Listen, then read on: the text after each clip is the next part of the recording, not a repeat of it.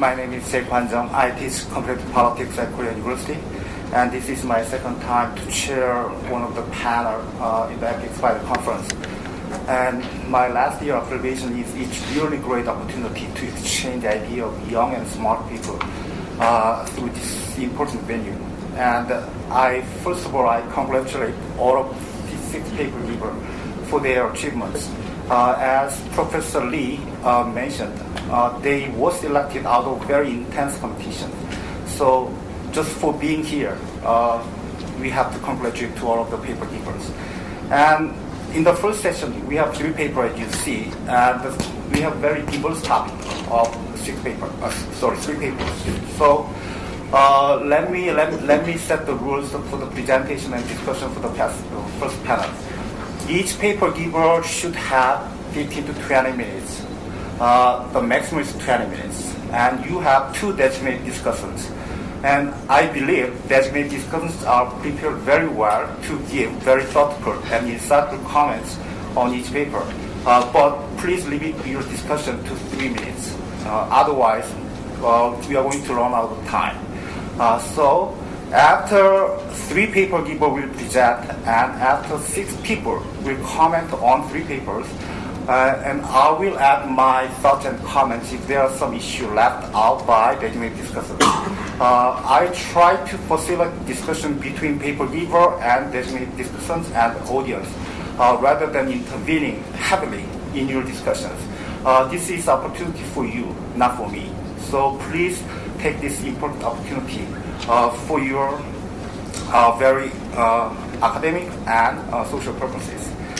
After listening to all of the paper givers' presentation and comments, and I will open up the floor for the discussion between paper giver and audience. So everything is quite clear? All right. Then let's get started the EPIK Spiders Conference Essay Competition now. The first presenter is in the order of program. Eun-bin Jung from Ohio University.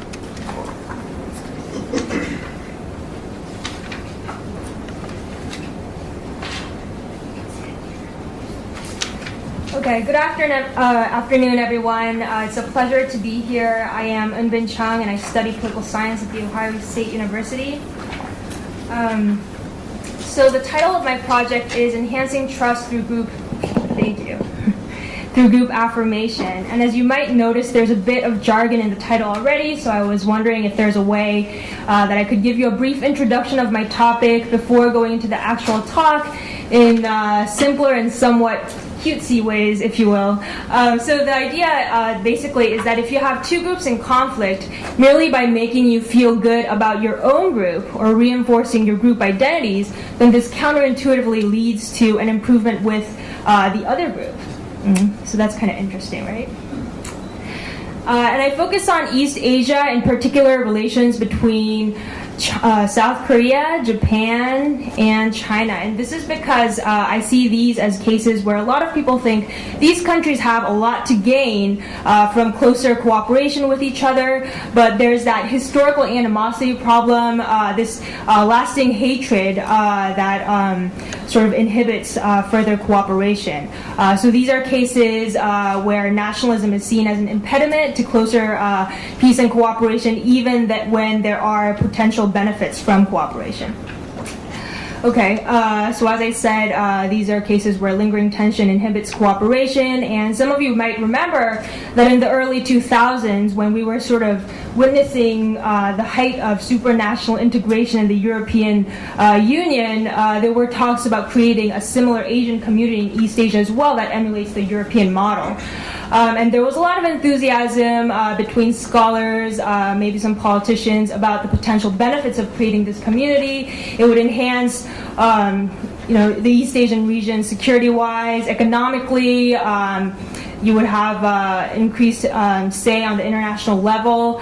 But this idea sort of lost momentum in the years that followed. And I think some people think it's because, you have that nationalism problem again, these individual nationalisms where people in these countries sort of hate each other too much to work better with each other, even if there are win-win benefits you can grasp. Some scholars propose as ways to improve intergroup relations either increased individual contact, mainly noted by Alport via his contact theory, where he says if you have more people meeting with each other on an individual level, that leads to an overarching peace. Scholars from the neo-functionalist tradition think economic interdependence leads to an improvement in relations. Now the puzzle exists in this region in that we already have a lot of individual contact. There are a lot of student exchange programs, as I show in the picture there. And economic interdependence in particular is pretty heavy. You see very thick trade flows between these three countries that I'm interested in. So my question is, what can improve relations in these cases? To define improve relations, my paper here is based on a larger project. It's a bit of a pilot study for a larger dissertation I'm working on. Here I focus on the dependent variable of trust, which is measured by the amount of money exchanged by participants playing a trust game. These cases, again, I define my scope conditions as cases where people think interstate hatred persists even when it's counterproductive, and there's not really so much of a security threat between these countries, so a lot of people might look at it and think, why not cooperate more? There's not much of a threat. You don't feel like you're a deadly threat to each other anyway.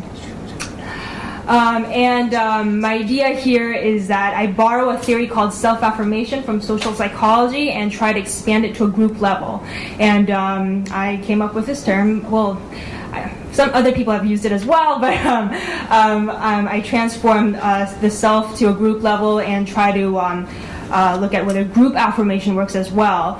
And I suggest this as a first move in improving relations. It might not be the complete solution or the panacea for group relations, but maybe it could trigger that initial trust that can work as a catalyst to promote a willingness to try. Following that, maybe we could have games of reciprocated compensation afterwards, but maybe that first move that creates that first click for better relations could be done here. I also think this is a good, it's a more feasible way than sort of pushing Tokyo for a public apology, which seems to be sort of the current policy, or the gist of the current policy going on regarding this issue.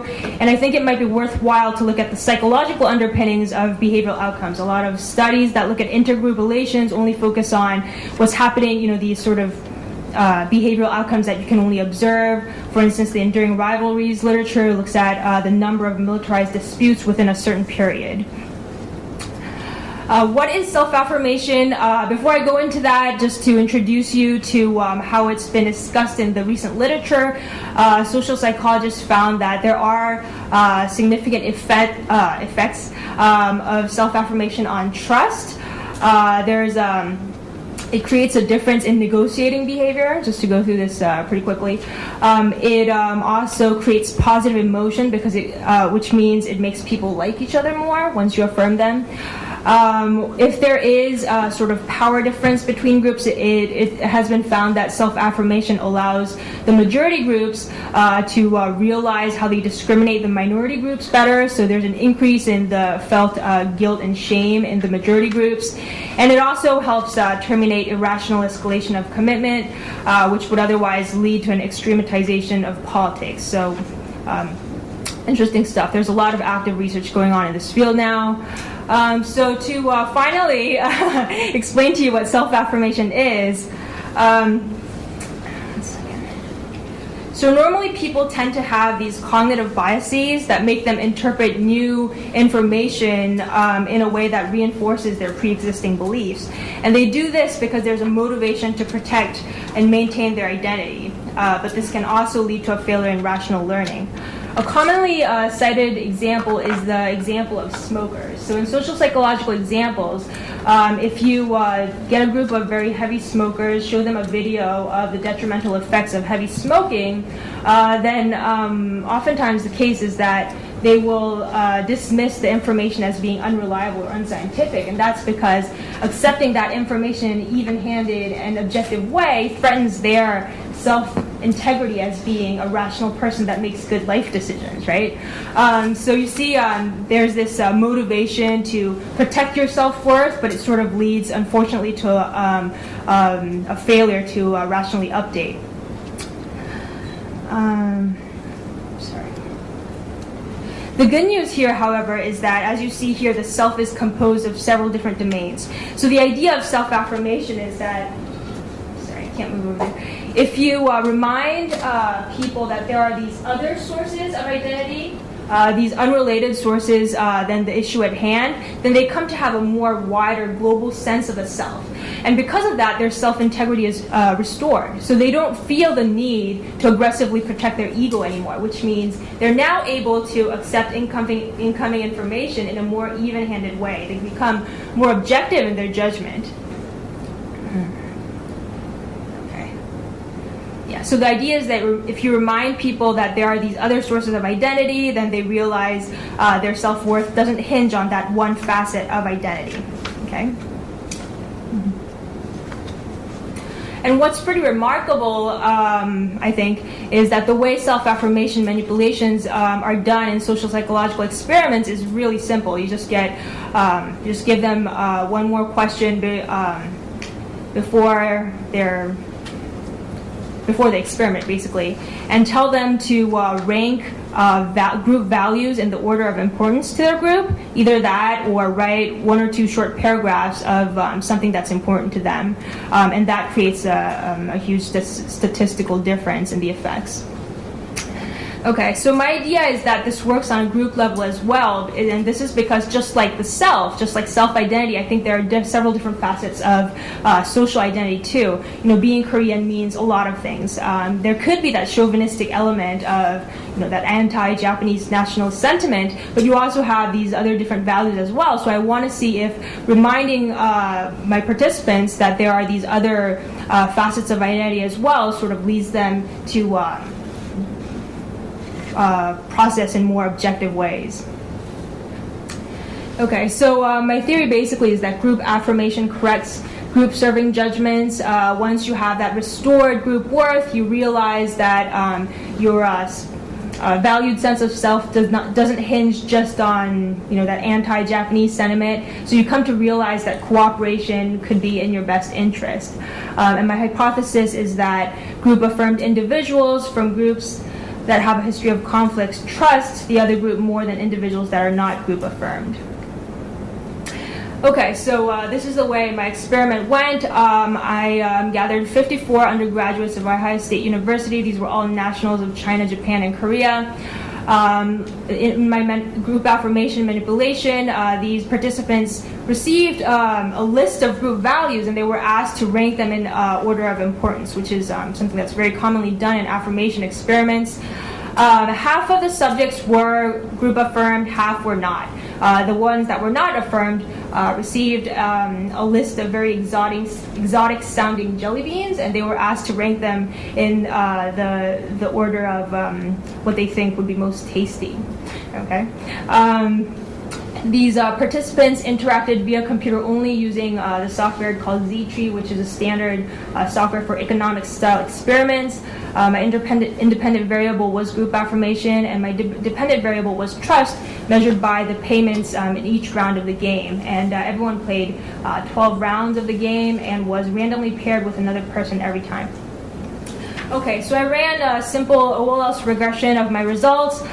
First, I ran a full model in which I included group affirmation, gender, how many years these participants lived in their Asian country of origin, because I wanted to see if people who lived in their country for a longer time had stronger, more deeply ingrained, or more strongly socialized identities, and that made a difference from, for instance, someone who lived in the U.S. Over half of their life. And I also measured political ideology. With this full model, as you can see, I did receive a statistically significant effect of group affirmation, which means that indeed group affirmed individuals did tend to trust nationals from the other country more.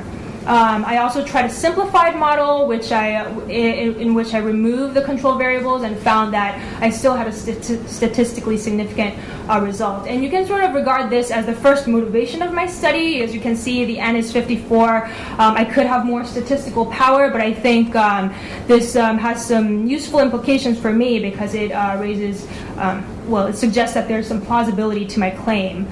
In the future, I do plan to run larger experiments where they're actually ongoing. How does my study contribute to the literature?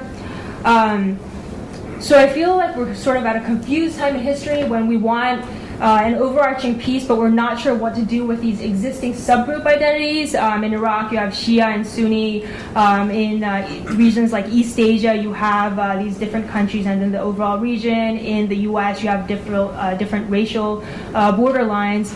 And in a larger context, I think my argument has implications for what to do with these existing subgroup identities.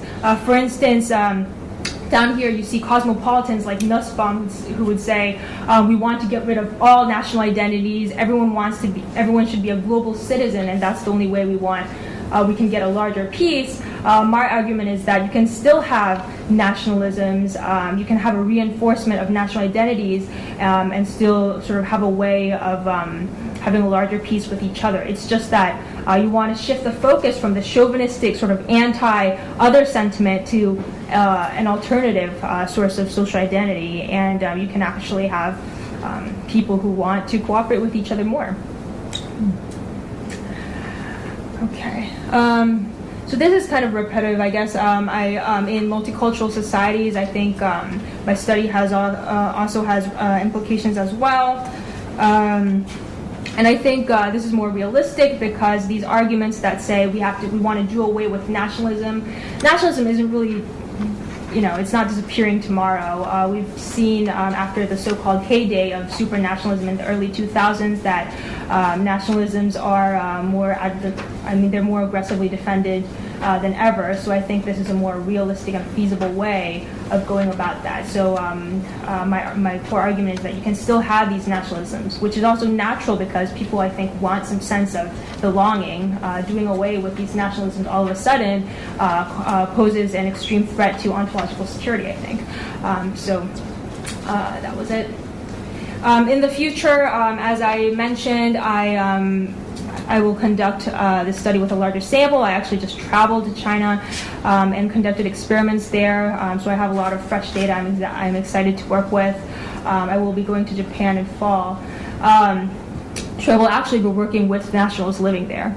I also want to test the effects of group affirmation, not just on trust in the context of economic style experiments, but also on positive emotion and possibly negotiating behavior as well. We might also be interested in the time effects of affirmation effects. How long do they last after that manipulation, and whether affirmation affects victim and victimizer groups differently when you have, for instance, Korea and Japan or Japan and China. Okay, so that's all. Thank you very much for listening. Hello everyone, my name is Jung Hee Hyun and I will be discussing today Korea and United Arab Emirates urban agenda, specifically the rise of the smart city. So when I first began exploring paper topics according to this year's conference theme, I began with the most basic concept of the subject of my passion, the city. Cities by nature draw new lines in a rapidly changing global society. They have throughout time mirrored the happenings of global change as a microcosm and laboratory of human and social interactions. They fluidly transform with the people and have always been ahead in innovation, unafraid of change, outliving countries and empires. As Parag Khanna, a political analyst, says, cities dating back to the medieval ages have always been the magnets of economies, innovators, and politics and drivers of diplomacy.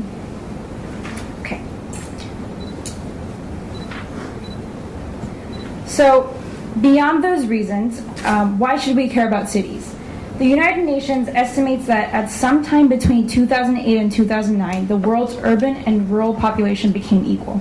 As you can see, the timeline from 2007 to 2050, by 2050, over 70% of the world will be living in cities. To quote Wellington E. Webb, former mayor of Denver, the 19th century was a century of empires, the 20th century was a century of nation states, and the 21st century will be a century of cities. So now with our rapidly developing technology, our cities too have had to change parallel to these inventions. These cities have been coined as smart, ubiquitous, knowledgeable, or intelligent. Their definitions not all too much different from one another. So for today's discussion, I'll be focusing on smart cities, which can be defined as a city that uses information and communication technology systems to make critical infrastructure, components, and services of city, which include city administration, environment, public safety, economy, transportation, etc., more intelligible, interconnected, and efficient. The diagram right there kind of summarizes all that fits into city infrastructure. So I chose to look at two leading producers of smart cities, South Korea and United Arab Emirates, especially focusing on Korea. These two countries are far from the only countries or necessarily even the pioneers of this urban development. Yet they present a pertinent case study of our urbanizing world, since most of the world's dramatic future urbanization will be in developing or middle power countries. Yet as aspiring leaders of the field, I found that much of their recent urban initiatives had diverging intentions beyond making a comfortable, efficient, and democratic city of the future. Thus, I question whether or not Korea and UAE smart cities and other urban projects are truly capable of becoming the model for other emerging market cities. And for whom are these cities being really truly developed? So, as you can see, these are maps of UAE and South Korea. UAE, to start, is a federation of 7 states with a little more than 7.5 million people, formed in 1971 after independence from Britain. Each state maintains a large degree of independence, ruled by an emir. The UAE is one of the most liberal countries in the Gulf, and its cities, including Dubai and Abu Dhabi, are major international tourist destinations.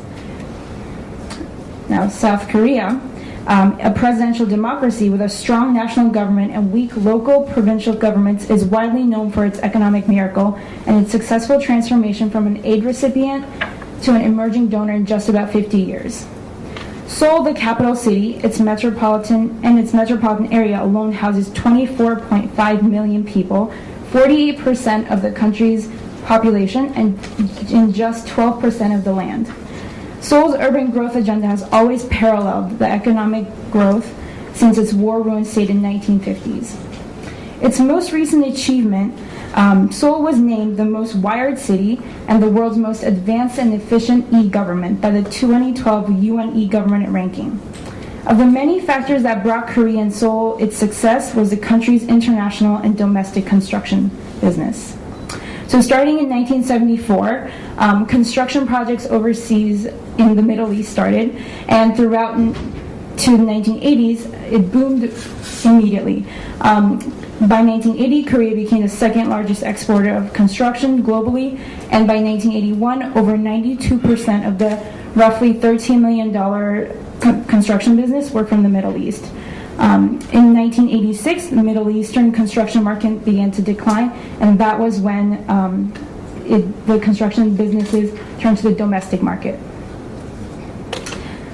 So in 1989, beginning a 5-year, Korea began its new town development to house 2 million housing units within 5 years. So imagine in 5 years, 5 new towns being created for 2 million people. This is unimaginable in any other city globally. And after that, 10 years later, another set of new towns, 6 this time, were planned, and one of which, as you might know, Dongtan, is became a pilot project that would be used that would use ubiquitous computing strategy, where automated systems also help protect the safety and make city living more efficient, i.e., the smart city. So in 2000 and 2010 marks the second wave of the construction boom in the Middle East. Korea jumped on this opportunity, and the highlight was when Samsung C&T it became the construction agency to build the Burj Khalifa in Dubai. This is currently the world's tallest tower, and in a year after Burj Khalifa's completion, Korea announced its Yongsan International Business District to transform Yongsan-gu, the province, into that which you can see down below in the middle. And this, by the way, is a $30 billion project. And within Yongsan International Business District, there will be a 620-meter landmark tower, which is the tallest tower in Korea. Going back to 2004, Korea announced also the groundbreaking of Songdo City, an international central business district that will be the world's first sentient, ubiquitous city using advanced communication technologies to make life seamlessly interactive from homes to schools and to hospitals. What they envision using Cisco, a system, is you can essentially talk to your doctors via the internet television, and essentially you don't have to wait in line to go to the hospital, but you can get it at home. And then following 2 years later in 2006 in UAE, the plan for Masdar City, which you can see above, was also planned. And this is the first carbon-free city, and it began construction in 2008. All these plans are supposed to be completed all before 2020. So, like I said, no other country in the world matches up to the speed and efficiency of these two. In less than 2 decades, 2 cities and 2 of the world's tallest towers have been built and have all gained international recognition. As you can see in this chart, the similarities in projects as well as in dates are quite startling. Coincidence or not, the 2 countries both published in 2007 their city's 2030 plan, which strategically plans the direction the cities are headed towards. Yet what startles me the most is how these plans were so rapidly approved and executed, despite the fact that these projects are fundamentally for those who live in them. The untransparent and top-down governance process has ignored and even harmed the opinions and livelihoods of the city residents. For instance, more than 20,000 families have been forced to relocate, many with unguaranteed future housing due to Yongsan International Business District's construction. I will further discuss these issues soon. And going back to Korea and UAE's diffusing urban plans, the 2 countries' collaboration in sharing its one-of-a-kind urban agenda took another step forward in 2010 when UAE formally signed an agreement to participate in the Korean Knowledge Sharing Program. So what is the Korean Knowledge Sharing Program? Let's see, sorry. Since the Asian financial crisis in 1997, Korea's ambition to shift from an industrial economy and one based on information technology and knowledge was ever more rampant. So with the help of World Bank's guidance, Korea fully embraced becoming a knowledge-based economy, and soon it developed the knowledge sharing program. Korea's knowledge sharing program is a demand-driven, performance-oriented consultation project designed to assist self-selected countries in key policy areas by sharing specific Korean development knowledge and experiences. Korea's Ministry of Strategy and Finance and Korea Development Institute instituted which I'll refer Korean Knowledge Sharing Program as KSP, in 2004 for tailored policy consultation and joint problem solving with individual partner countries. So this project cycle below kind of outlines in stage 1 a demand consultation, and then step 2 policy research, and then following those more professors and people in the field will come and talk to the country who signed up for the program. Okay. So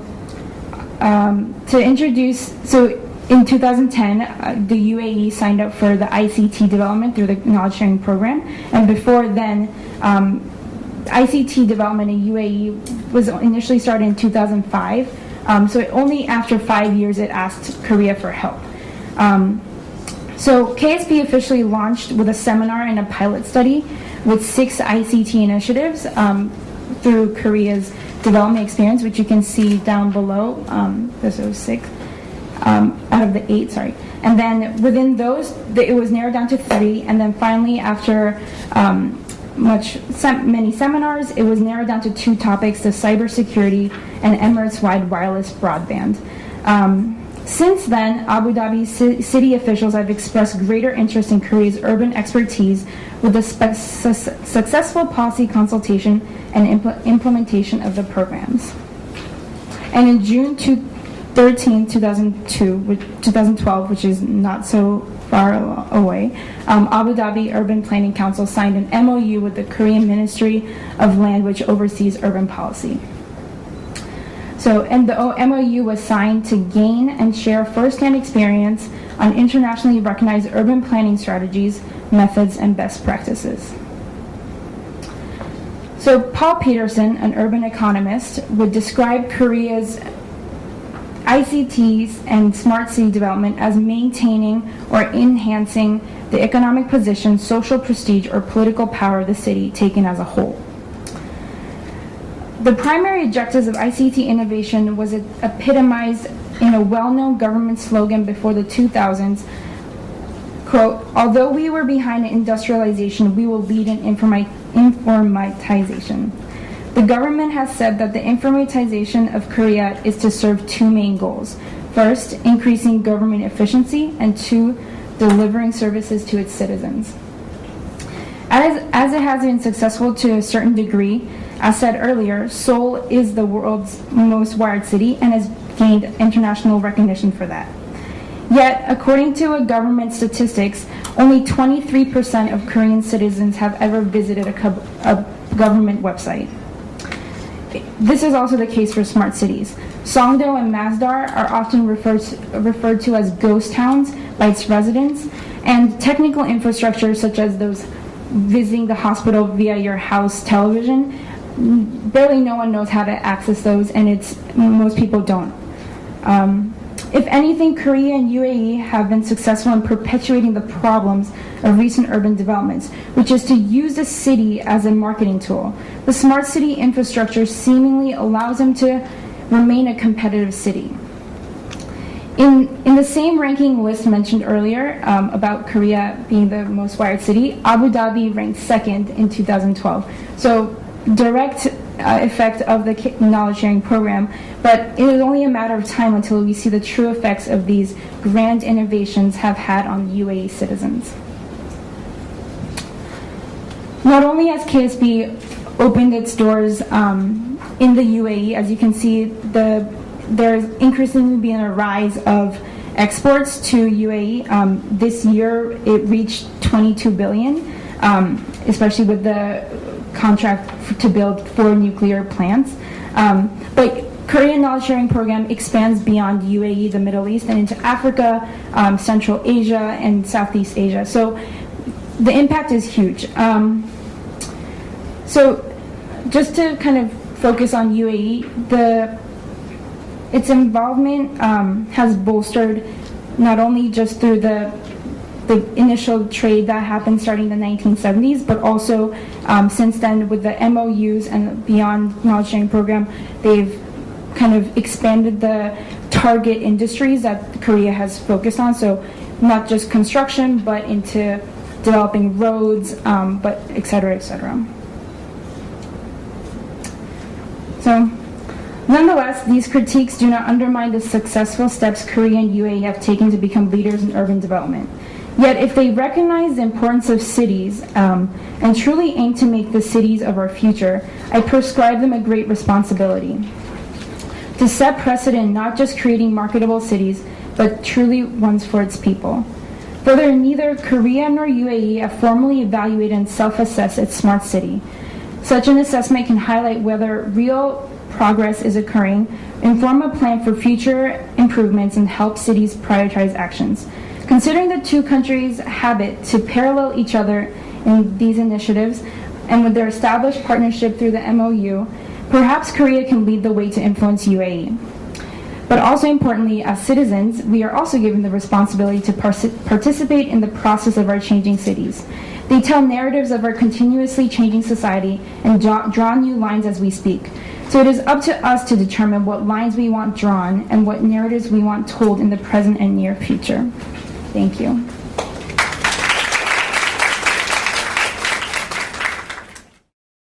Hello, my name is In Jae-hwang. I am a graduate student at the Department of Public Administration, Korea University. It is a great honor being here for presenting my paper in front of renowned scholars. Let me start my presentation. According to the Samsung Economic Research Institute, if conflict index of a country falls by 10%, per capita GDP will increase up to 7.1%. Some scholars argue that if a country does not handle with internal conflict adequately, and if a country does not have well-managed conflict resolution system, it will confront with social schism, poor productivity, and stagnant national growth rate. Based on diverse academic reports and papers, we can say that since the level of internal conflict is closely related to economic growth and national development, a government should contemplate the ways to make effectual conflict management system in which social shocks happened in various social spheres are able to be absorbed. As far as conflict management system is concerned, although many researchers have considered domestic factors such as the level of democracy, political stability, and economic growth rate, international factors should be considered deeply. The variable of globalization can be sought as the representative international factor. Recently, not only domestic factors but also international factors can be a big impact on the level of internal conflict. This is the reason why a government should input the variable of globalization when designing conflict management system or considering the ways to lower the level of internal conflict. The unified conclusion has not been made in the literatures about the effect of globalization on internal conflict.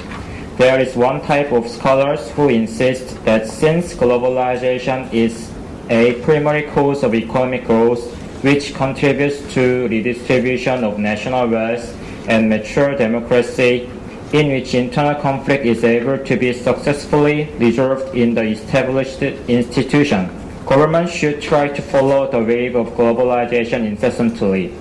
In contrary to this argument, there is the other type of researchers who argue that since globalization is the main cause of economic inequality, unstable political situation, and cultural clash, the variable of globalization should be considered as a negative factor for conflict management and resolution. Under the situation that overall national development is highly related to the level of internal conflict, the research for drawing clear picture about the effect of globalization on internal conflict is necessary for a government. I think that my paper is closely related to the theme of 2012 EPIK Conference. The main purpose of EPIK Conference is to contemplate the ways to draw new lines in the transformative era. A number of ongoing transformations have changed the global world continuously. In order to manage transformation successfully, the causes of transformation and the repercussions of the change should be analyzed in detail. The main themes of the paper, globalization and internal conflict, are the cause and the conclusion of the transformation. In this perspective, this paper may attribute to draw new lines. The research questions are: is general globalization a positive factor on internal conflict? How about the effect of specific types of globalization on internal conflict? The representative scholars who are in favor of globalization are liberalists, especially commercial liberalists. According to them, economic globalization is the main cause of economic development, which leads to more mature democracy and more stabilized political situation. The final repercussion of this mechanism is low level of internal conflict. specifically high levels of economic development caused by economic globalization or economic openness can prevent people from having anti-government minds and from participating in violence protest. Also, it makes the government to be equipped with improved administrative capability for controlling internal conflict post facto. Compared to liberals' argument, there are lots of researchers who insist that economic globalization increases the level of internal conflict. They are called structuralists. Structuralists insist that economic openness and free trade following from economic globalization deprive humane and natural resources.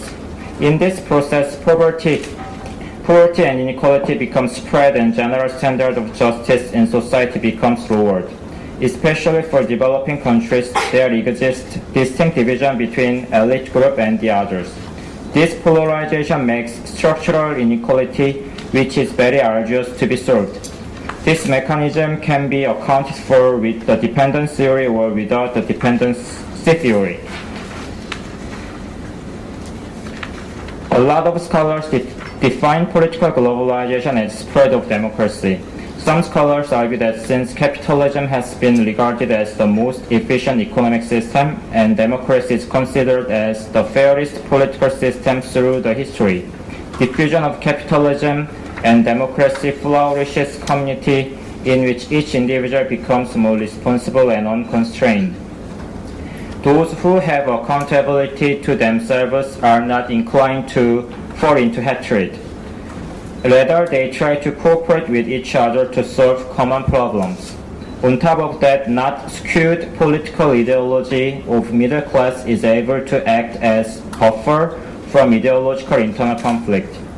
Amy Chua claims that economic globalization is not of use to increase the level of national wealth. Rather, it deteriorates economic inequality, making society unstable. Since a few people have tremendous amounts of money, severe grievance is brought in the mind of most impoverished people. Under this situation, if the institution of democracy is spread simultaneously, politicians inevitably will become demagogue in order to get votes from the poor. The level of intergroup conflict will be aggravated. Contrary to the previous law of middle class, the attitude change of middle class can be negative on the level of internal conflict. As social globalization progresses, international society, including international organizations, intervenes the country more and more. Members of international society are able to advise politicians in order to solve domestic political puzzles, oppress authoritarian government to protect basic human rights, become mediators to resolve internal conflict successfully, and spread universal institutions such as democracy. This intervention is expected to be useful for decreasing the level of internal conflict. However, the positive role of international society can be offset by other factors. Although development of communication can contribute to reducing the level of internal conflict by allowing international society to intervene in a country, people who are involved in conflict are able to spread their wealth and assemble more easily with the help of developed communication infrastructure, making arduous to resolve conflict. For instance, anti-government groups can easily purchase weapons of mass destruction through the space of the internet and cooperate with other anti-government groups, rendering conflict situation more severe. Social globalization may be a factor which deteriorates internal conflict. The researches on conflict have some limitations. First, the researchers have not considered international factors sufficiently. Second, there are a variety of variables which influence on the level of internal conflict. Some variables should be considered among those variables. These variables are inequality and government capability. Third, many scholars equate political globalization to spread of democracy. Although political globalization was mainly facilitated by diffusion of democracy, political globalization is not exactly equivalent to spread of democracy. Therefore, this paper is written in order to reduce academic gap. Because of time limits, let me briefly explain only the dependent variable and independent variable. The explanation of control variables is in the paper. Internal conflict is a dependent variable. Most of researches on internal conflict in the arena of political science focus on civil war. Frequently used variables to measure internal conflict are civil war onset, civil war duration, and number of fatalities during civil war. The data on the number of fatalities have been accumulated through Uppsala Conflict Data Program. The database is appraised positively by the scholars because it has been constructed more transparently and it has shown in-depth pictures on internal conflict. Therefore, the number of fatalities is employed as a proxy for internal conflict in this paper. The variable of globalization is an independent variable. Kof Index of Globalization presented by Swiss Federal Institute of Technology is employed in this paper. Overall Kof Index of Globalization is a combination of economic globalization, political globalization, and social globalization. Economic globalization is calculated by the summation of the data on actual flows and the data on restriction. Political globalization represents the degree to which a country is involved in the global society. Social globalization is composed of three parts: the data on personal contact, the data on information flow, and the data on cultural proximity. This is the control variable explanation. To capture the effect of globalization on internal conflict, older logistic regression method is used in the paper. Also, to prevent the problem caused by endogeneity, 1 year time gap between the dependent variable and the other variables is applied into the model. The final model form is presented on the screen. Okay, then I will show you the statistical result. The variables of globalization, income inequality, GDP per capita, ethnicity fraction, and religion fraction are statistically significant. When logistic regression method is used, the concept of odds ratio is appeared. Odds ratio means that when one unit of explanatory variable increases, the possibility of change in the dependent variable is. I briefly explain the key variables' effect on internal conflict. First, if one unit of globalization increases, odds ratio in which the level of internal conflict increases one more unit is multiplied by 1.089. This means that as a country becomes more globalized, the level of internal conflict will increase. This statistical result is opposed to other academic results aforementioned written. The primary reason why the result is different is that previous researchers defined the concept of globalization very narrowly. However, broadly defined definition of globalization is used in this paper. As far as I'm concerned, broadly defined globalization is more useful to capture the exact effect of globalization because economic globalization cannot represent the general globalization. Now I will show you the effect of subtypes of globalization on the level of internal conflict. First, as economy becomes open, odds ratio in which the level of internal conflict decreases one more unit is multiplied by 0.909. Existing literature are not unified on the effect of economic globalization on internal conflict. The result supports some previous literature in which the effect of globalization is positive. It may be possible that income growth followed by economic globalization decreases uncertainty of people's lives, yields more satisfied people in reality, thus attenuating the desire of participating in conflict situation.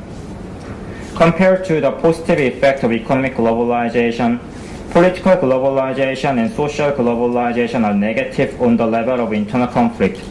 Statistically, as political globalization progresses, odds ratio in which the level of internal conflict increases one more unit is multiplied by 1.099. It may be the reason that as a country globalizes politically, its decision on public policy or domestic politics is influenced by other countries or international organizations more and more. There may be severe clashes between people who are in favor of international intervention and people who dislike global interference. This difference in attitude toward global intervention often exacerbates internal conflict such as Syria and Egypt. Similarly, as social globalization proceeds, odds ratio in which the level of internal conflict increases one more unit is multiplied by 1.194.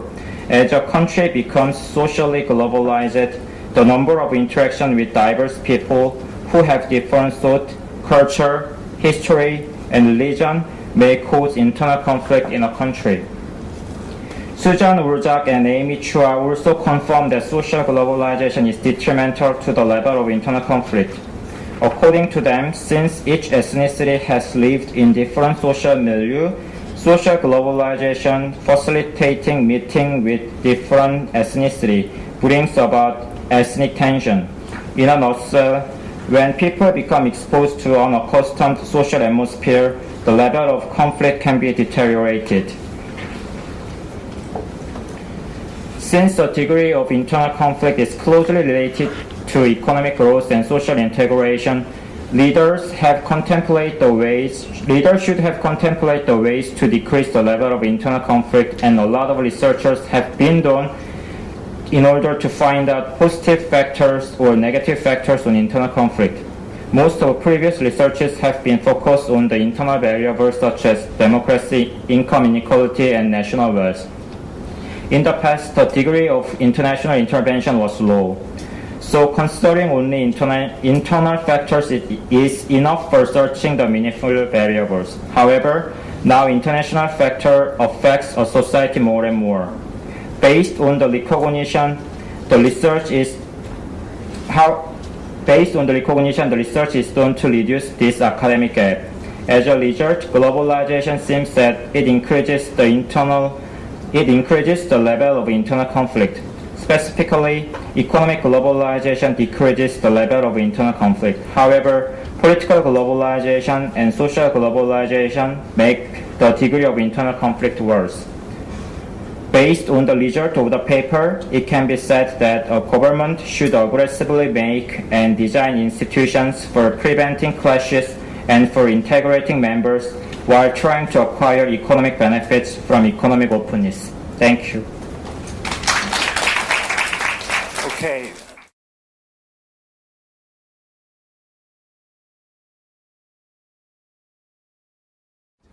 Okay. We just listened to 3 great papers, and I believe 6 designated discussants have a lot to say. But again, please keep the time limit. First, Donghyun Kim and Jae-sung Ryu.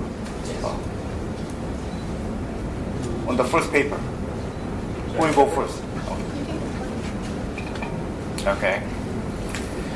Well, I really enjoyed reading your paper, and I really appreciated your presentation. The presentation, I think, made a lot more clear of your ideas and what the experiment, how the experiment relates to international politics with Group-Affirmation. But I just, this is just me because I'm not specifically in that kind of discipline, so this is something that's I'm aware of, but not quite used to and well disciplined in. So I just want to give you some personal impressions that I had while I was reading and observing your presentation. First of all, I think it's very interesting that you connect the idea, develop the idea of self-affirmation, which is, I believe, an established concept in social psychology, and you developed it into something new, which you call it as group affirmation. So that's, I think, very important, interesting, and also it could be very, very useful.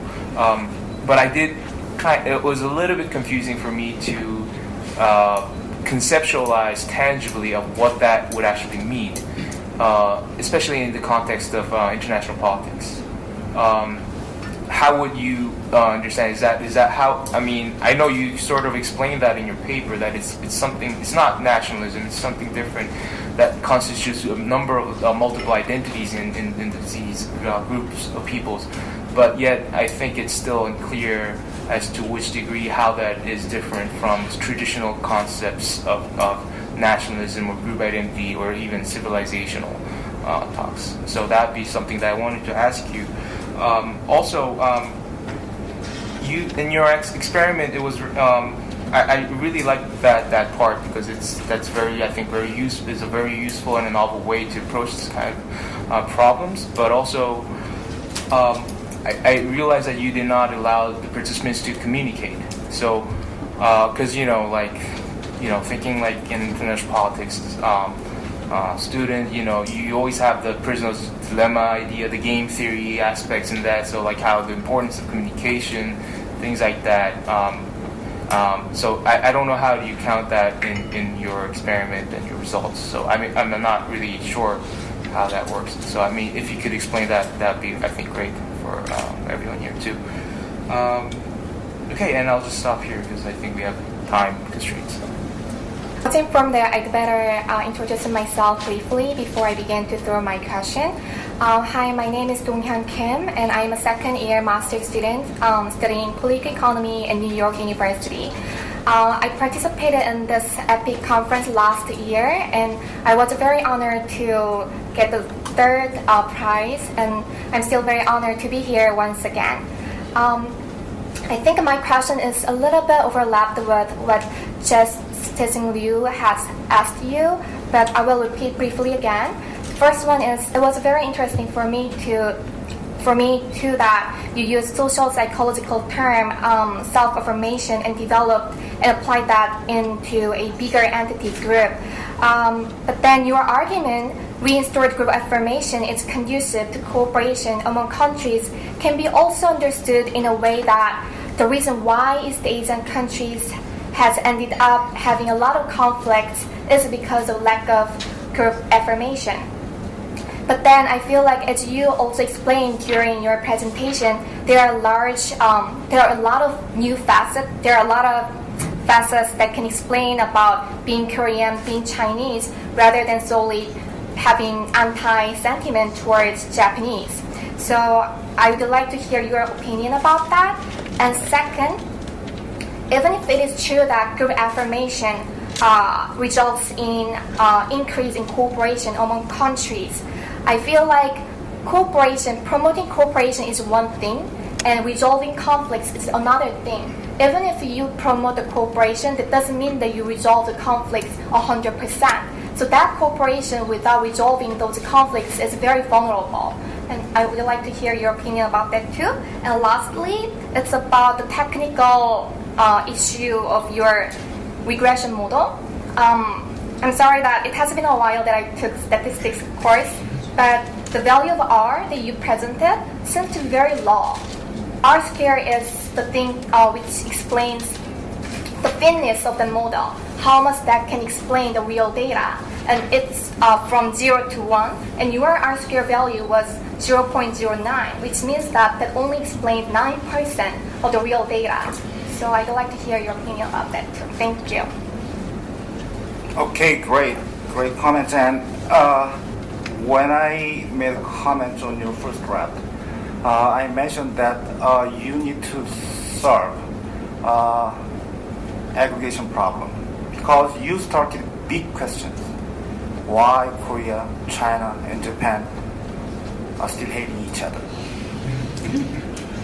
And in solving this question, you rely on micro-level theory in psychology. And you implement micro-level analysis with experiments. And macro-level big question, try to answer by using micro-level theory and micro-level analysis. So you need to aggregate your logic based on the micro-level theory and your analytical result based on micro-level analysis to the macro-level puzzle. Okay. So this aggregation problem, or in other words, the level of analysis problem, has to be solved logically and also empirically together. I believe this is because this is a larger part of a larger project. You will or you have been considering how to solve this level of analysis or application problems. But as an OSU graduate student, I guess you tend to rely on experimental design and using psychological theories as a top university using the psychology in political science research. So if you tend to rely on that kind of research traditions, you need to consider as well external validity. So two designate discussion comments and questions actually arise from the external validity issues. You show very interesting experimental result with 54 OSU undergraduate students. But still question remains, how can you believe that kind of experiments can be applicable to the original empirical setting that you showed, the relationship between South Korea and Japan and China? So you need to consider these two issues in developing your research and in developing this topic of research in your programs. So let's move on to the second presenter. Two designated discussants, Il-Hun Do and Eugene Lee. First, I would like to say that the talk and the paper was very interesting, and I was grabbed from the get-go from the moment I read your title, because it is very clear to me, and especially from your introduction as well, that urban planning is incredibly important, and it will be ever more important as we go in the future. You said the future will be a future of the cities, right? And it's very clear to me as well that South Korea has a massive role, a massive potential role that it can play in the global stage in implementing this change. Where I'm lost, or where I am a little bit skeptical, and to begin with, to explain my interest and background, I'm very interested in well-being, and as a medical student, and I'm also very interested in IT, and specifically to this, I'm interested in IT for human well-being. And so in your paper and presentation, and in this topic overall, I think everything was focused on a smart city, and the keywords were smart, efficient, ICT, etc. But in urban planning, if we're to implement successful cities around the world, I believe there are many, many more factors than ICT which are arguably more important. And even if we do talk about ICT, I would like to know whether so far in this urban planning sector, how much thought has gone into how ICT can really improve the well-being of the people, as opposed to be just more efficient. Efficiency doesn't necessarily, I presume, lead to well-being. And so I quite like that you questioned, you put the question, who is this city for? And obviously, being urban planning is for the people. How much are the developers in Korea, in UAE, how much are they actually thinking about this? And in the 8 sectors of ICT, in the ICT development, in the knowledge sharing program, there are many things about green efficiency, etc. But there was nothing on well-being. So I'd like to hear your thoughts on that.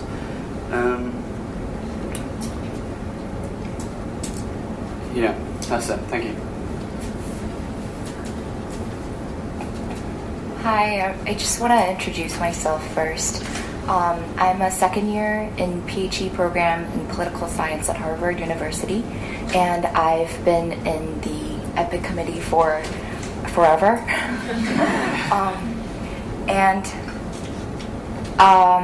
Your paper was very right on this topic of drawing new lines, new institutions, ideas, because I could literally picture from your title transformation of old cities into new smart cities where like futuristic people live with great efficiency, and as Toon mentioned, well-being should be in there. But it was a great case study where you gave interesting details about both cities in Seoul and Abu Dhabi. However, I wish you had a broader theoretical framework in the beginning to indicate where you're coming from, what the questions are that you are asking and how Seoul and UAE serve that purpose. So try to have a bigger theoretical framework in the beginning. And then this is just the organizational aspect. You raised the question in the beginning and started to answer it in the last 3 pages of the paper. So you can just take descriptions of UAE and Seoul toss it out, and then just go into the question, come up with some criteria that you can evaluate their leadership in. And about the criteria, can you just clarify which aspects you were trying to focus on and which you want to build on?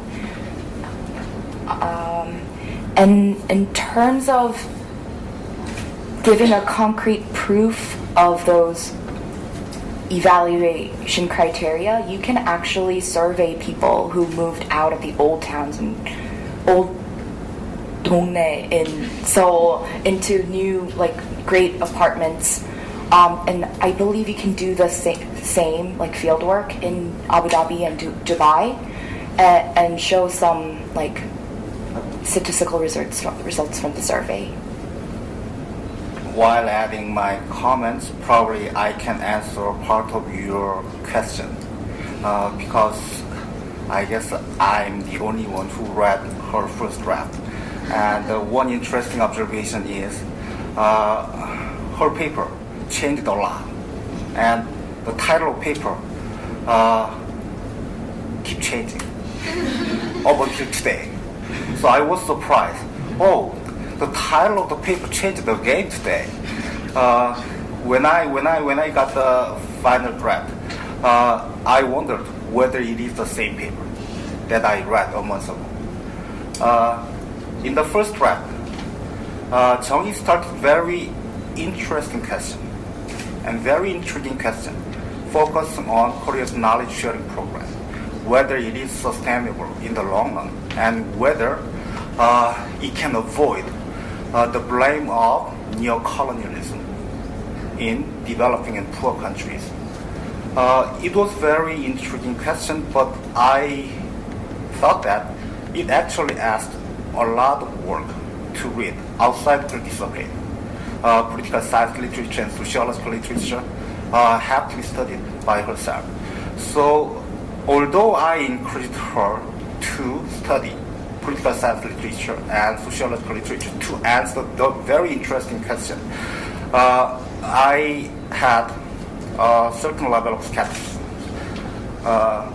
So I guess she selected very smart option.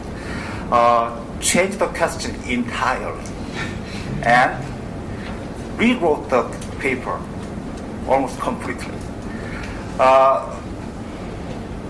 So part of the problem that the designated discussion you just saw is part of my guilt.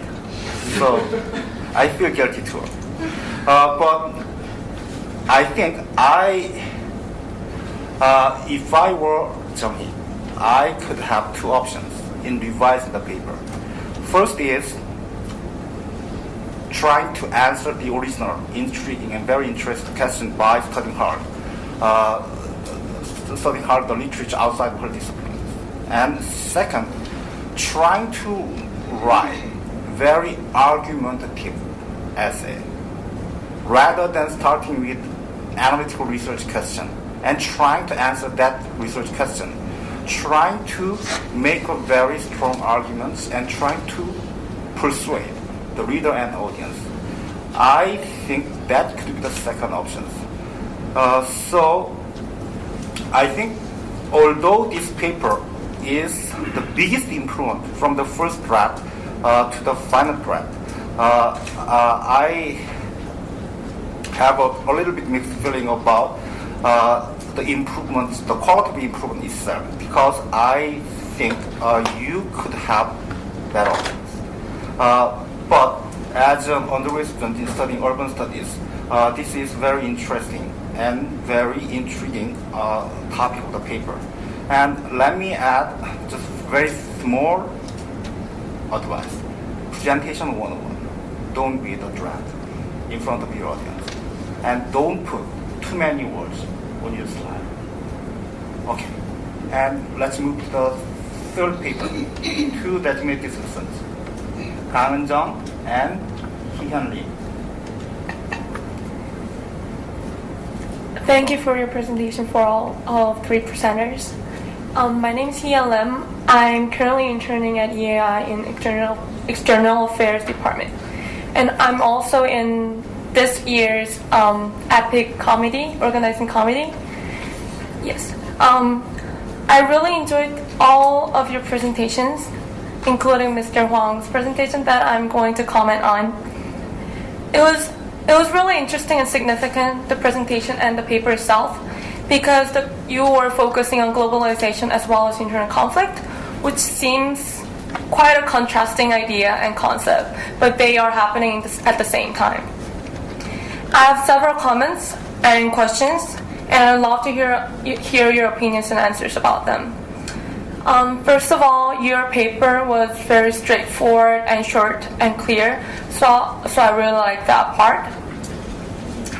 And I have a question about the difference between political globalization and the diffusion of democracy, because you repeatedly emphasized that the value added by your paper was that you are focusing on the diffusion of the political globalization instead of the diffusion of democracy.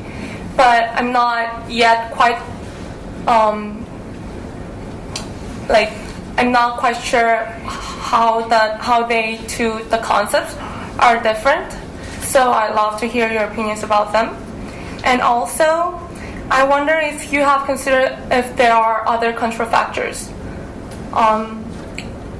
There were economic factors, political factors, and social factors that were on the external effects. But I'm not sure if you've accounted to all of the external factors and control factors. For example, natural resources or the development of technology, they can be influential on the number of internal conflicts. So I want to hear opinions about them as well. And also there are a few comments about the technicality, including regression and data. First of all, I wish if you have like a data appendix, because in most of the economic papers, people are mostly including the appendix and the entire data set, because the paper itself is highly dependent on the regression model, and if you're not including the data set, you're not actually supporting your data fully. So I wish if you could provide some data set, as well as maybe like evidential or number evidences about whether the internal conflict is actually increasing these days. Because you're starting from that assumption, but you have not backed up that by the real data, and it was not included in the paper as well. So, and lastly, this is just my suggestion, but I think this paper will be really interesting if you could develop your regression to two-step analysis, because even though you found out some negative or positive effects of different kinds of the globalization, you did not show us how they are actually making changes to internal conflicts. For example, you said that economic globalization decreases level of internal conflict, but how they are decreasing the internal conflict. And if you can answer those questions and if you can show those answers to audiences and panels and discussants, I think you will make your paper stronger, as well as pulling out meaningful conclusion as then how would you implement that opinion into real policies. Yeah, that's about it. Thank you. Hello, my name is Kang-eun Jung. I'm graduating this month from Yonsei Graduate School of International Studies, and I have worked as a commit member of EPIK Spider this year. Yeah, as she said, your paper has very clear variables and clear argument and clear policy suggestions, but I'm not sure. I mean, you mentioned that government should consider globalization as a factor more precisely when they construct conflict management system. But I think all government are already well aware of globalization since it started since the 1990s. So I'd like to hear your opinion about it. And as she mentioned, I was quite lost at the political globalization because you separate the term political globalization from democratization. So I kind of agree with you because since if we include China in the word, and yeah, of course, democratization cannot say everything, but I think you should have more explanation on that. And my last comment is, I wish you had more detailed explanation for the result. You have variables, and I mean, independent variable, dependent variable, which means just you have no well-explained progress. I think, as she mentioned, you should explain more how it affects to the result, how it increase or decrease internal conflicts. Thank you. I share all the comments that designated discussion raised, and I can point out a lot more on the technical side. But my comments is much broader. Let me contrast two research strategies. One is focusing on idea, trying to grasp creative and innovative idea, and trying to make a convincing logic to support that idea is not a crazy story. The other strategy is trying to show how systematic I am and how rigorous I am by employing various advanced statistical or game theoretic languages. If you can do both, that will be great, and you will be very important scholar in the very near future. But we are very often times face the choice. But as a young and smart people, I would like to encourage you choose the first one rather than the second one. In Inja's case, as he cited, there are at least 3 already published articles written by senior political scientists and using much bigger data set and relying on very advanced statistical technologies. So don't try to compete with those scholars with techniques. Try to compete with senior scholars with more innovative and creative ideas. That is my overall comments on Inja's paper, and the same advice for presentation. Don't read the draft in front of the audience. Okay, and I would like to give each paper giver 5 minutes, maximum 5 minutes, to respond to designated discussants, comments, and questions, and then open up the floor. Thank you very much for your comments. So first of all, the heterogeneity problem, this was something my reviewer pointed out for me as well. So the idea is that even if you have a group of Koreans, everyone's probably going to have not the same idea of what it means to be Korean. So how do you grasp some sort of commonality in there that you can affirm upon? That point is well taken.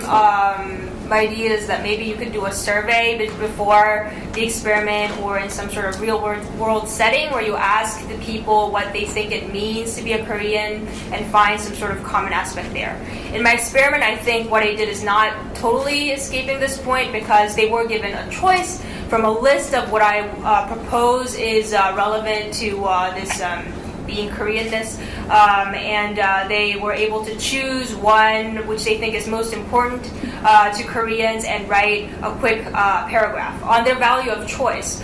So I'm not trying to sort of force people into these sort of values that I tell them are commonly regarded by the majority of Koreans as something important in being Korean. I sort of give them a way to choose. I know it's not a perfect answer, but I'm sort of looking for ways to get around that issue. So thank you for that. So that's what I did in the meantime. Your second question about the no communication issue, that was intentional. I basically try to strip all possible conflating factors from my study. In psychological studies, you actually find that if you have interaction with the other, very simple aspects such as the height of the other person, outward appearance, anything can make a difference. I don't want those confusing my effects in the study, so I take all of that out. If I do want some sort of communication or interaction, that's something I am considering in a third sub-study where I look at negotiating behavior. So I have bargaining simulations where there is very simple communication. I try to still keep them not in front of each other, so there's no face-to-face communication, but that's something I would be considering in the future as well. What else?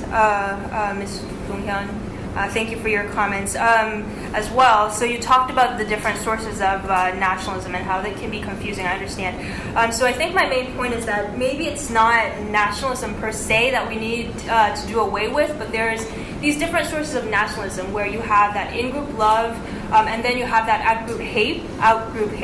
And I think that out-group hate part is the chauvinistic part, that anti-Japanese sentiment part. And I'm trying to say that you can have a nationalism, you can be proud of your own country, just don't reinforce that out-group hate part, and you can still have coexisting peaceful nationalisms. So I'm trying to distinguish between different types of national attachment, whereas the chauvinistic part is just one source. And that's something we might want to shift our focus away from. If that helps me address your question. The idea is that it's not national attachment per se. You can still have these strong nationalisms. That's not, exactly what is the impediment to the region. Also, realistically, as I said, I don't think it's very feasible to expect nationalisms to disappear in the near foreseeable future. You said, so your second point was that you can't promote cooperation 100% without resolving conflict. I wholeheartedly agree to that. I do have a section in my essay, however, about how the policy of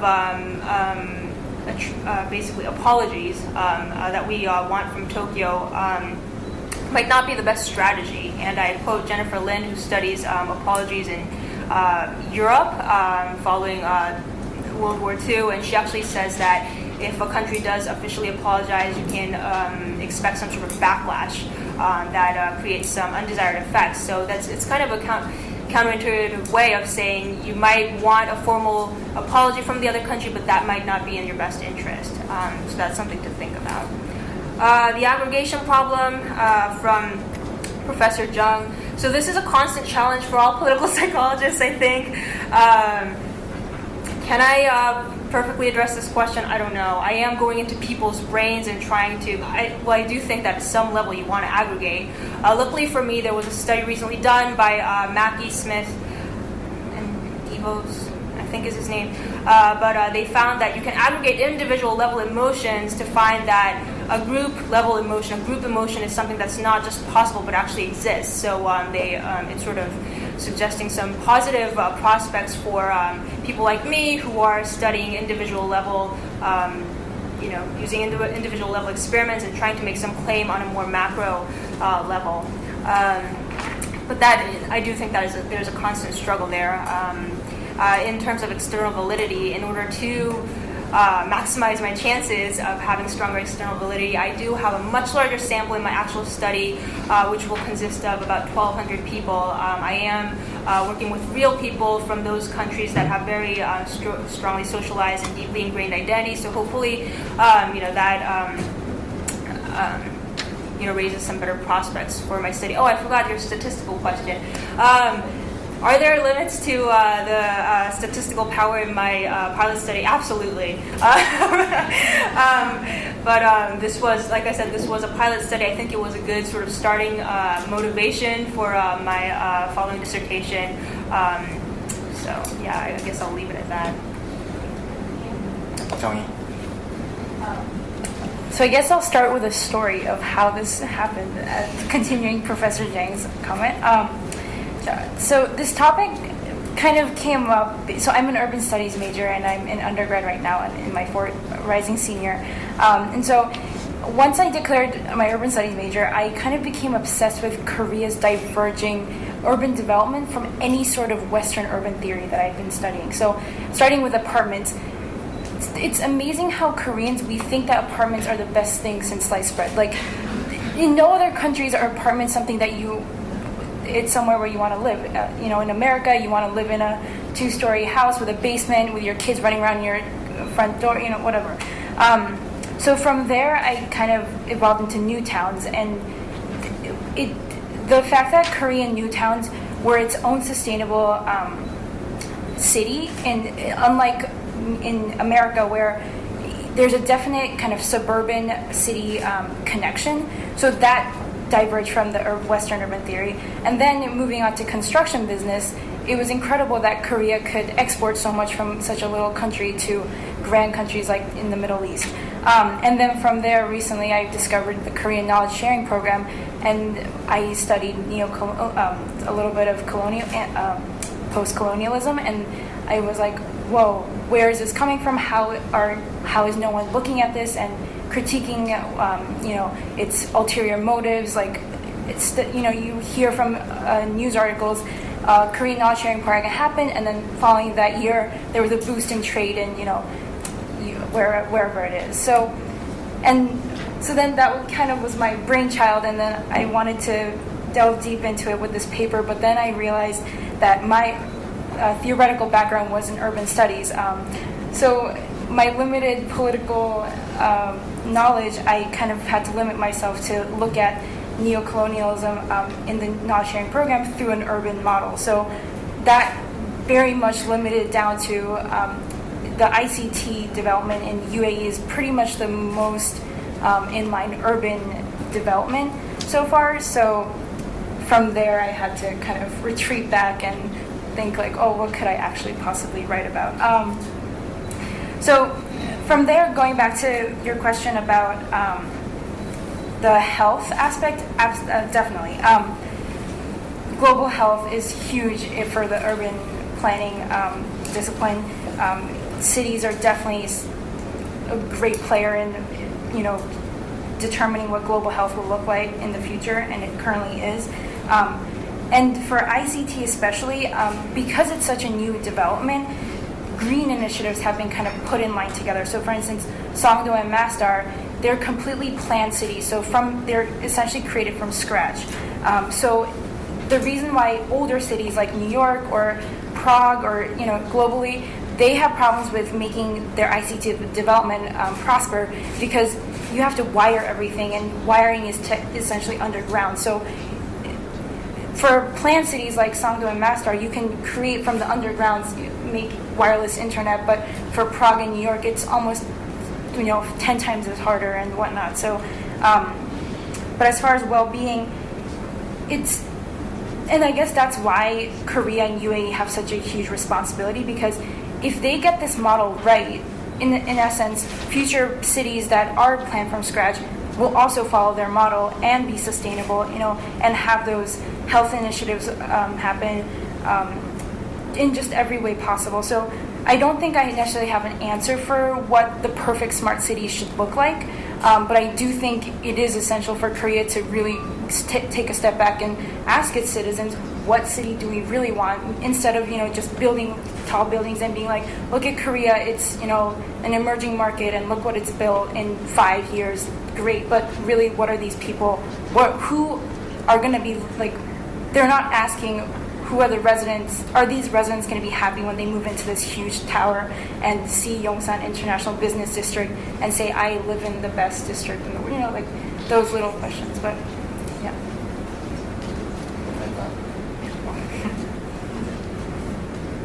First question: diffusion of democracy does not incorporate political globalization used in the paper. Diffusion of democracy means spread of democracy, and political globalization, which is used in the paper, is how much degree a country is involved in the international society. I did not define it. I just followed Swiss Federal Institute of Technology for using its data?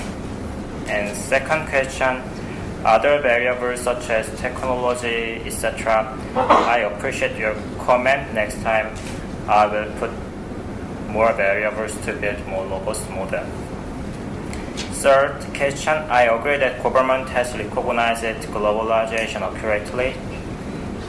I just want to add the result of the previous literature on internal conflict by dividing globalization into subtypes globalization.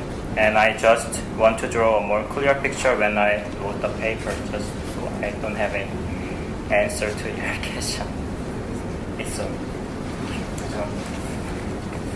Okay, we have 25 minutes. So I will open up the floor for the discussion. So if you have any question or comments, please feel free to raise your hand. Yeah, my name is Jang-Woo. I'm the other judge will be in charge of the second session. I have a few questions for Mr. Huang. The paper looks like well written and it is nicely structured and looks like a full-blown research paper and looks good. But unfortunately, this is not really interesting. Simply because you don't really deal with internal conflict, which is a dependent variable. In other words, something you want to explain using your own modeling efforts. And why is it so important to look at internal conflict? You can address more recent developments by talking about what is taking place in the in Middle East and North Africa, in connection with the Arab Spring. It is known that there is increasing number of internal conflict. Number of internal conflict is much larger than the number of external conflict, and that is causing a lot of problems, including the increasing number of refugees and forced migrants, especially internally displaced persons, which is a new category of forced migrants. And this is a huge problem and issue, a pressing issue the world is facing right now. And without talking about why you chose to study the internal conflict and why it is so important to look at the issue and what are the ways in which you can resolve the problem, the paper remains not really interesting paper. So you might want to think about that to make the paper way more interesting piece, I thought. The second question is about your methodology. Regarding the dependent variable, again, we're going back to the dependent variable you chose to measure internal conflict. I was surprised to see the way you manipulate the dependent variable.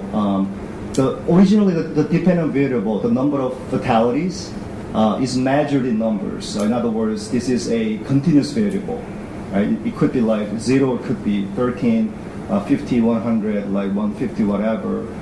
This is a great variable and gives you a lot of variation you can target to explain. But unfortunately, the way you measured the variable was that you were trying to transform that great continuous variable into a categorical variable. So you assigned certain numbers like a 0 to no event, and 1 to 0 to 20, conceptualizing that as a minor sort of conflict, and then from more than 20 to 100, that's the intermediate conflict, assigning the score of 2, and then assigning the score of 3, 4, more than 100 conflict, treating that as a major conflict. And we've got 4 categories from 0 to 3 out of a wonderful variable which is measured as continuously. If you submit the paper to a journal, and if journal asks me to review the paper, I could give you one outright rejection based on the choice you made, because that's a bad sort of choice you made. But I'd like to see your justification why you chose to go for that kinds of choice, the methodological choice. That's my second question. Uppsala University only offers categorical data. Many scholars such as James Beer in the Stanford University Political Science Department and Susan Orzak's Sujan was at Stanford University at the sociology department, also pointed out the limitation of the data. So it is not my problem, it is the data. Well, it is written as if you manipulate it. The original data is measured in numbers, and for some reason, you decide to transform that into categories of variable. It's written in that way. If that's true, you might want to go back and revise your paper. If you read like that, I just think it is caused by my English problem. And then the other problem is that you need to raise the problem of the data, because if it's measured in that way, I think that is a clear limitation, like in terms of, getting into your core conclusion about the relationship between globalization and civil war. You need to have a sense of the problem of the data. As you mentioned, I really want to use the continuous data to get a correct picture of the relationship between globalization and internal conflict. However, I just want to say again, it is the more data problem. And if we are look for better data. Indeed. Let me help you and explain a little bit, because Professor Gu, as you know, I'm working on the subject of civil conflicts, in other words, internal conflicts. So I'm very familiar with Uppsala conflict data programs. And your point is right in theory. Number of fatalities or number of casualties in each internal conflict should be measured correctly. But Uppsala people measure the number of fatalities based on news reports written in English. So usual news reports report like this: tens of people were killed in Syria on some day, and 100 people were killed by government soldiers in certain villages in African countries. So that kind of news reports are the raw data source for Uppsala conflict data program people. So they collect all those information from variety sources of news written only in English, and try to find the middle among different news reports. So they cannot pinpoint the exact number of casualties in each conflict. So the solution they devised is from 0 to 25, from 25 to 500, from 500 to 1,000, and more than 1,000 a year have been reported by variety of news report journal. So they aggregate different sources of news reports and then put the information in that already made categories. So that's why they cannot share the exact number of casualties in each conflict. That's their problem. Yes, that's their limitation. But the world is not perfect.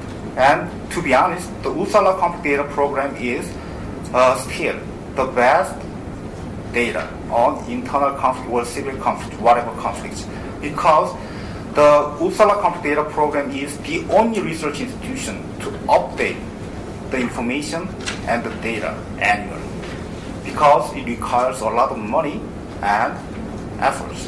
When I visited Uppsala, I was surprised. 20 PhD students and master students were hired by government money just to collect the data. There is no such group efforts even in the United States. So that's our limitation.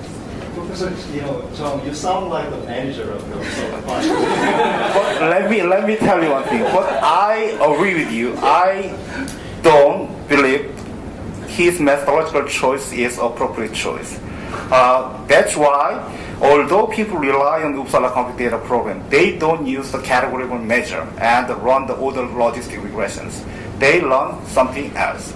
So probably Inje will learn about them as well.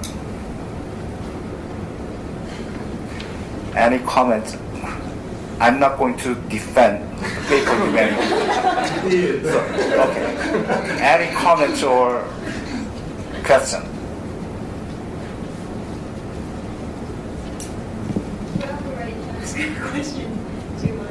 But let's give the opportunity to the audience first.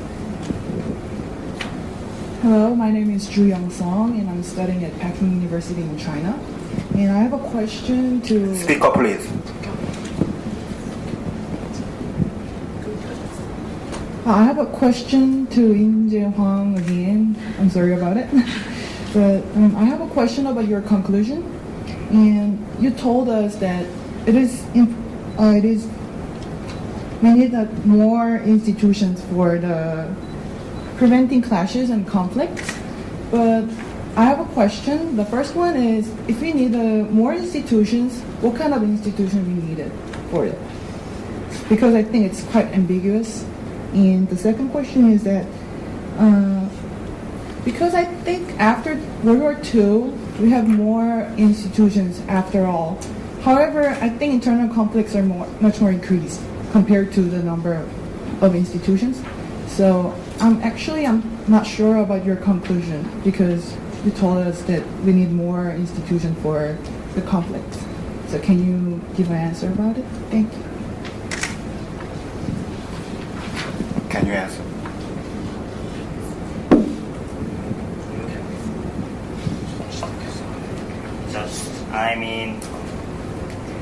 When you see the statistical result, income inequality and GDP per capita, ethnicity fraction and religion fraction are significant variables. So based on this result, the institution for decreasing the level of income inequality and for increasing GDP per capita are necessary, I think.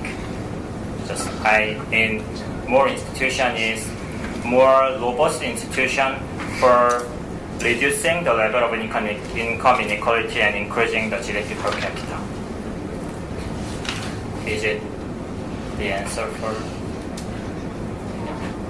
What kind of institution we need it for? I don't think about it, frankly speaking. Just maybe future researches will be done for your question.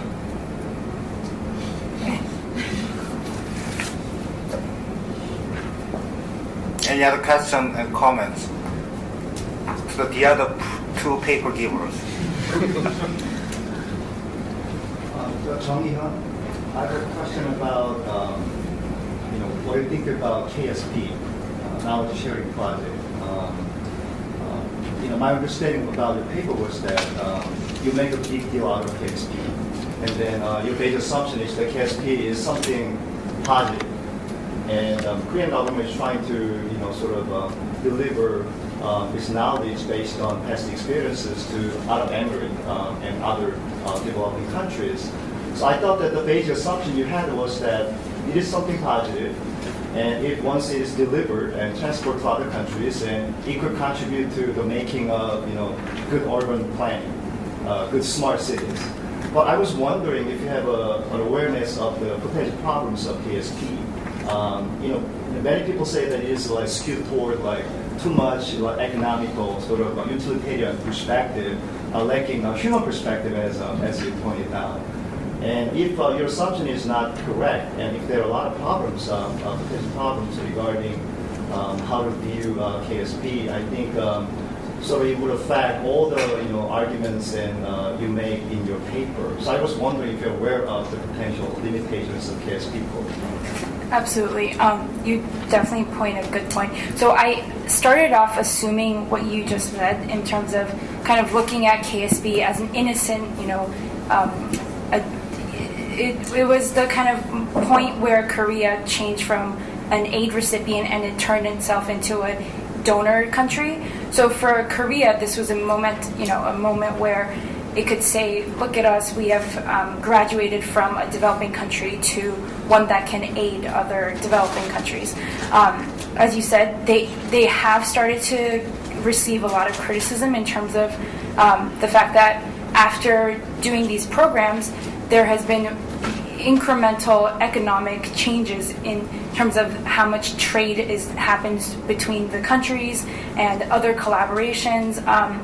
It's definitely been, or in terms of UAE, for instance, once the ICT policy the consultation happened, Korea said, well, why don't you use our ICT developments and we'll implement those and you can pay us because we'll service your ICT. So that kind of business, without really announcing it, Korea is able to do through these programs. So I mentioned in one line, it's a very short line in my paper, that we have to start questioning the motives and ulterior kind of background intentions of the knowledge sharing program, as well as how Korea is marketing its urban development.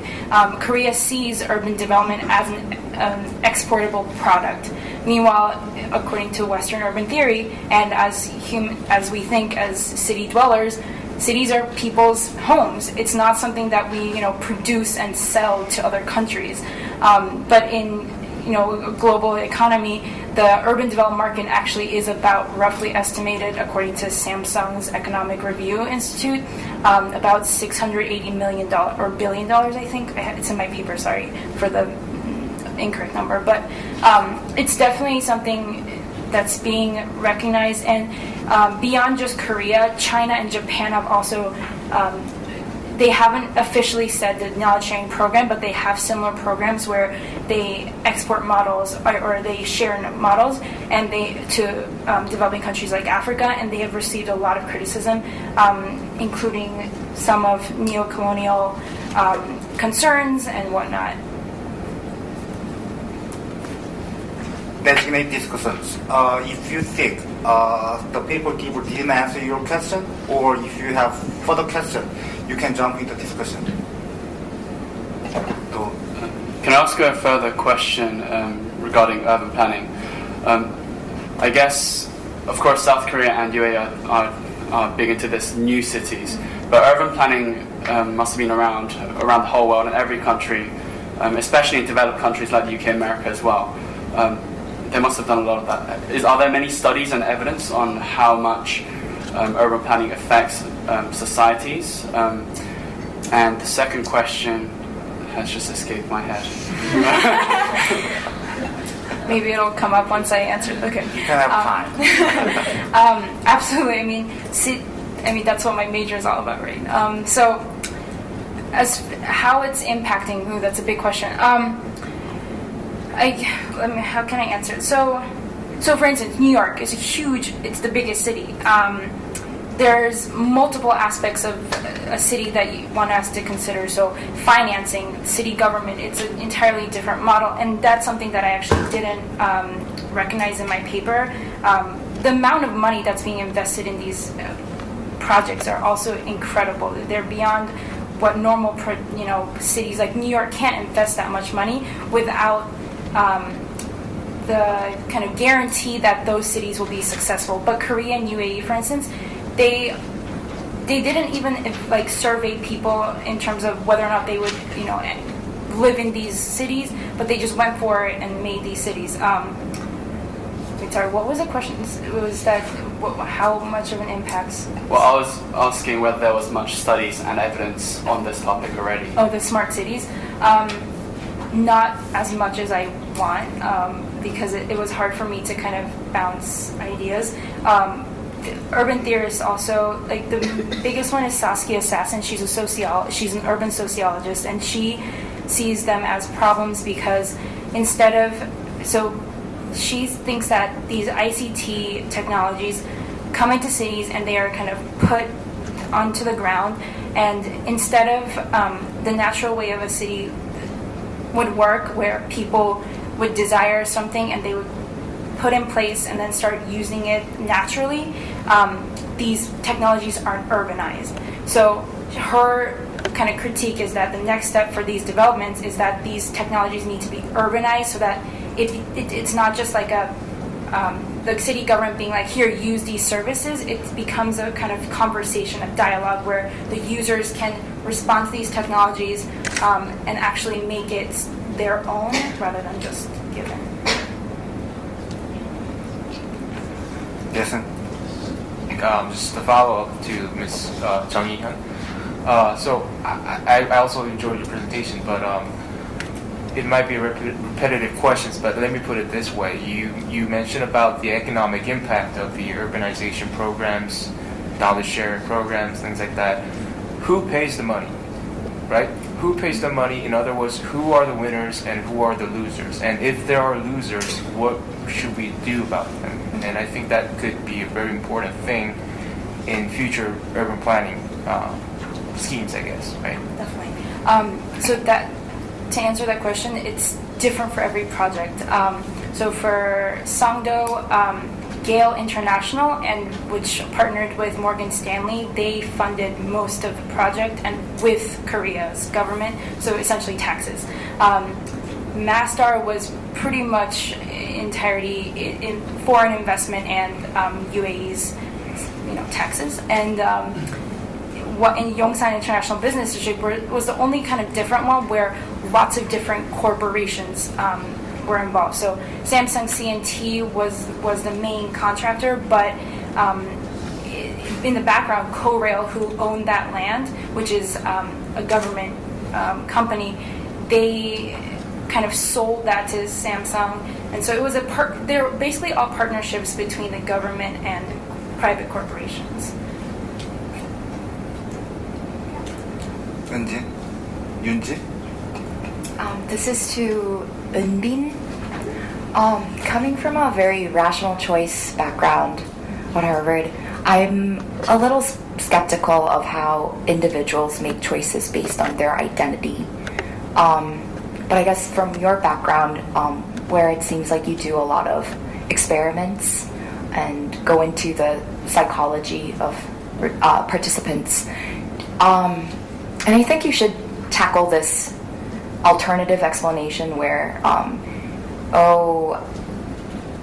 individuals decide to cooperate with the outer group when it is beneficial for them to do so, and vice versa.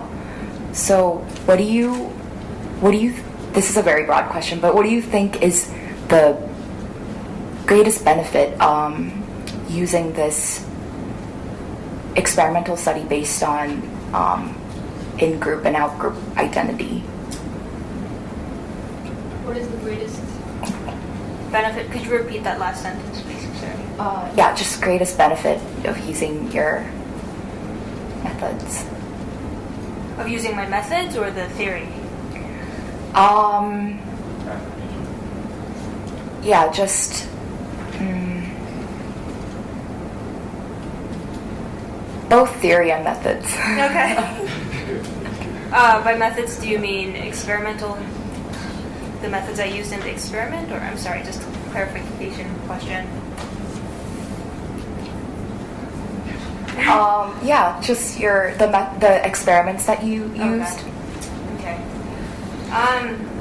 So first of all, in my experiments, I don't know if the participants are making choices based on identity. Or maybe it's just not clear to me what that means. They are making rational decisions. It's just that half of them did not receive the affirmation manipulation, the other half did. Maybe that made a difference. In the game, it's a purely economic style rational game. They're told that you're doing this money exchange with another player. I'm sure some of you know how the trust game works. But they're told that they will receive their final payments contingent on the answers they gave in the game. So it is a rational game. I guess the effect of the manipulation, I think, is more subconscious, maybe. It's not that they're making explicit decisions based on the affirmation manipulation per se. So you see what I'm saying? I tell them there's actually two parts to the experiment. There's one part where I want to ask about your values, about being Korean and such, and then there's a second part of the study which involves just the game, so these participants don't even know that those two are supposed to be related. So the second part is designed in a rationalist way. There are actually studies, a name that comes to mind is Maggie Penn at WashU, a pure rationalist who studies identities in the rationalist tradition, and she says if you want some sort of overarching identity, a supranational entity, then what you do is provide rational incentives. So people choose different identities. They look at these different options and they find that choosing this certain identity gives them the most rational benefit. So they choose to be part of that entity. I don't know how convincing that is. It's not so convincing to me that you can just easily sort of move your allegiances like that. But there are rationalist studies that definitely exist, as you're suggesting. I think they're very good. The greatest benefit of, first of all, Experimental methods. That's a very huge question. I guess the internal validity of doing experiments, you can assume, I mean, you're in this very artificial sort of lab setting. It's not really the most natural setting, which could undermine the external validity, but on the other hand, it strengthens the internal validity in that you have, again, you're stripping away all other conflating potential factors. You're sitting there, you get a manipulation, and then you answer some questions in a survey afterwards. So it's very easy for us to assume that whatever difference in the control and treatment group were due to the manipulation, because that was the only difference. The only difference between the two groups is that one received a list of group values, the other received a group of these jelly bean names. So that's what I think is most attractive, that you can sort of draw these inferences about cause and effect in experiments. I think that is the greatest benefit of these methods. What is the greatest benefit of my theory? We all want peace.